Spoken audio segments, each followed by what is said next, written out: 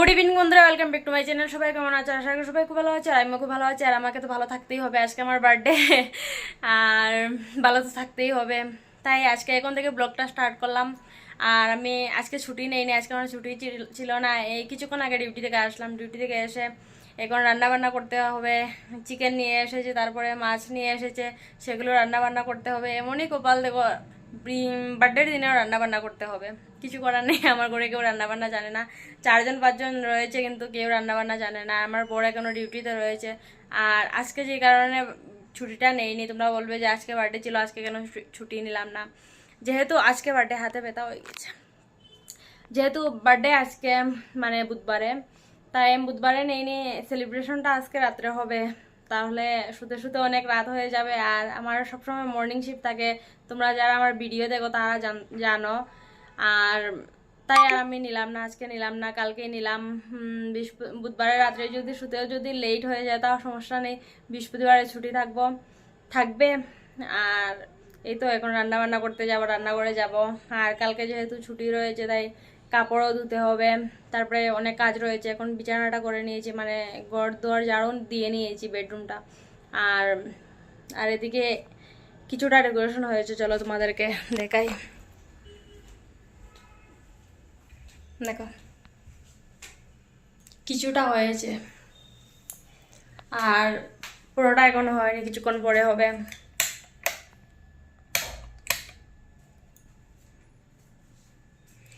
আর এখন রান্না করতে যাব, চলো। দেখো এখানে চিকেন রয়েছে, আর এটাতে মাছ রয়েছে। আর আমার রান্নাঘরের অবস্থাটা শুধু একবার দেখো, পুরো এলোমেলো হয়ে রয়েছে। এখন সবকিছু গুছিয়ে তারপরে রান্না বান্না বসাবো, না হলে কাজে রান্না করতে এনার্জি আসবে না। জানি না কার কিরকম হয়, কিন্তু আমার যদি রান্নাঘরটা যদি এলোমেলো থাকে, তাহলে আমার রান্না করার মানে যেটা রান্না করবো সেটা মুখেই দিতে পারবে না, এরকম হয়ে যাবে। আর এখন তো রান্নাঘরটা গুছিয়ে নেব, জানি না তোমাদের সাথে কতটুকু শেয়ার করতে পারবো। আর যদি পারি না, তারপরে যখন সেলিব্রেশন হবে তখন। আর আমি নাইটিটা পরে নিয়েছি, যেহেতু মাছ ধুতে হবে, মাংসটা ধুতে হবে। আর আমি মাংস ধুতে না আমার প্রচণ্ড কষ্ট হয়, জানি না কেন, তাও তো করতেই হবে। ঠিক আছে চলো। আর সবাই আমাকে উইশ করে দেবে, ঠিক আছে? জানি না ভিডিওটা কবে আসবে, ভিডিওটা আসতে হয়তো অনেক লেট হয়ে যাবে, কারণ আমি তো অনেক কাজের মানুষ। তাই ভিডিও এডিটিং করতে 1 মাস আগে যদি ভিডিও করি, আর 1 মাস পরে আমি এডিট করে তারপরে তোমাদের সাথে শেয়ার করি। যাই হোক, যখন সময় পাবো শেয়ার করে দেবো, তোমরা তো তখনই আমাকে উইশ করে দেবে। আর কোনো দেইনি আমি, কমিউনিটি পোস্ট দেইনি আমি, দেবও না ভাবছি। ঠিক আছে, যাই হোক। তারপরে এখানে দেখো রান্না বান্না হয়ে গিয়েছে। রান্না বান্না ওই চিকেন করেছিলাম আর মাছ রান্না করেছিলাম, তার সাথে কাবাব। আমার বর আমাকে ফোন করে বলছিল যে একটু কাবাব বানাবে, তা আমি বললাম হ্যাঁ বানাবো। আর চিকেনটা শুধু কালারটা দেখো, চিকেনটা না খুব ভালো হয়েছিল, আমার ভাইও বলছিল, আমার বড়ও বলছিল। আর তারপরে দেখো এখানে রান্নাঘর পরিষ্কার করে নিয়েছি, রান্না বান্না সব কিছু হয়ে গিয়েছে। এখন যাবো ফ্রেশ হতে গিয়ে স্নান করে আসবো, যেহেতু রান্না বান্না করেছি। আর মাংস রান্না করলে না আমার স্নান করতেই হয়। Happy birthday to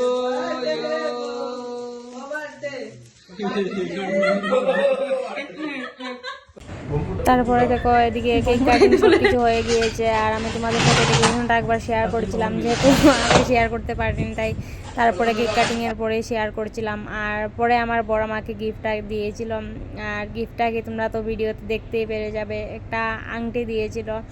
আর সত্যি কথা বলতে আমি ভাবতেই পারিনি যে এরকম একটা কিছু গিফট পাবো বলে। কারণ হচ্ছে আমি আমার বরকে এবছর বলেছিলাম যে বার্থডেটাই করবো না, আমার কোনো ইচ্ছে ছিল না বার্থডে করার। জানি না কেন এই বছর আমার কোনো ইচ্ছে ছিল না যে বার্থডে করবো বা কোনো কিছু। আর যেহেতু বাড়িতেও যাচ্ছি, হয়তো তার জন্যই বাড়িতে যাওয়ার তো একটা খুশি রয়েছে, 3 বছর পরে যাচ্ছি। তোমাদেরকে এই নিউজটাই দিয়ে দিলাম, জানুয়ারিতে বাড়িতে যাচ্ছি, কিন্তু ডেটটা এখন বলবো না। আর দেখো এই রিংটা, আর সবাই বুঝতে পারছো যে কদিন পরে বাড়িতে যাচ্ছি। আর বাড়িতে যাওয়ার তো অনেক খরচা থাকে, এতদিন পরে যাচ্ছি।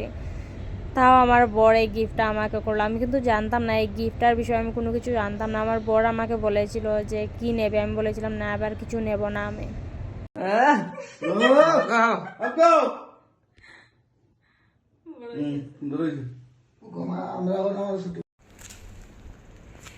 এখন কি বলে স্টার্ট করবো জানি না, এখন ওই 1:30টার মতন বাজে। আমরা এখন ঘুরতে যাব, দেখো লং ড্রাইভে যাব।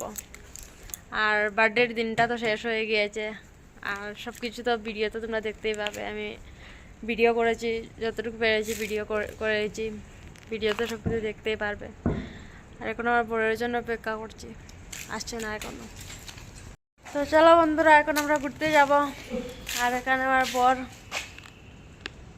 কিছু খাও তো, হাই অতটুকু নেই আর কিচ্ছু। চলো হেলমেটটা পরে নেই, মোবাইলটা ধরো। তারপরে এখানে তো আমার বড়ও চলে এসেছে, আর আমার বরকে বলছিলাম যে তুমি কিছু বলো। আমার বর না ভিডিওতে আসতে চায় না, ওর অনেক লজ্জা লাগে, তাই আসতে চায় না। তা আমি ভিডিওতে যখন নিয়ে আসি কিছু কথা বলে না, ভিডিওতে এমনিতেই থাকে। তারপরে তোমাদেরকে একটু হাই করে দিল, দেখো। চলো যাওয়া যাক।